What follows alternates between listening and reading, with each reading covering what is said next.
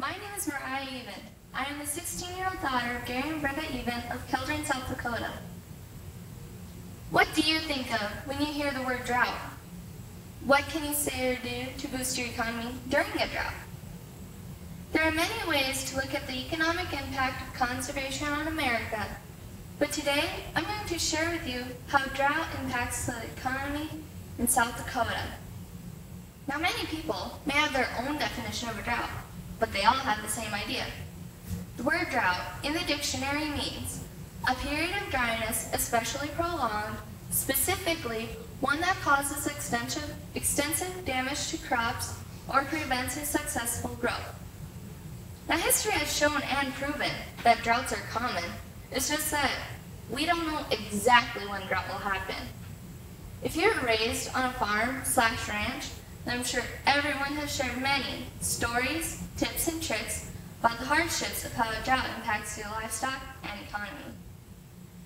When there is a drought for a farmer, that means the soil is dry, and the crops won't do as well if it is. If the crops don't survive or don't produce as much as expected, our food prices at the grocery store go up and markets go down. When there is a drought for a rancher, that means the cow will have little water, hay shortage, and if the farmer's crops don't survive, they won't want to buy our cattle due to low feed supplies. In our area, we are in our second year in a row of drought. Even though we got a couple good rains this past year, it wasn't enough for some of the crops to survive. Now we are approaching spring, and once again, there isn't enough moisture in the ground to boost the crops that will be seeding in the next couple months. The best way to get through a drought is to be prepared. Let me talk about 2 ways that will help prepare for a drought and will help the economic impact on the livestock industry. Pipeline is a good way to boost your economy.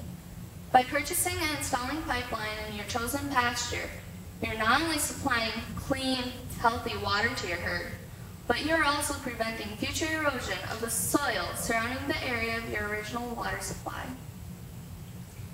By not placing pipeline, the cattle are more likely to stay near the water, and that can cause erosion. The calves won't gain as much weight because once they eat down the grass around the water source, they have to walk further away to find more grazing. Overgrazing will cause the grass to take longer to grow back in that specific area. Then you may not be able to keep them in that specific pasture as long as needed. 8 years ago, my dad learned about and applied through a grant through our local conservation office to put in pipelines. Our calves gain weight at a healthy rate, and our cows maintain their weight and breed back better. The improved body conditioning of the cows has more than paid for the cost of the pipelines. Electric fencing can also boost your economy.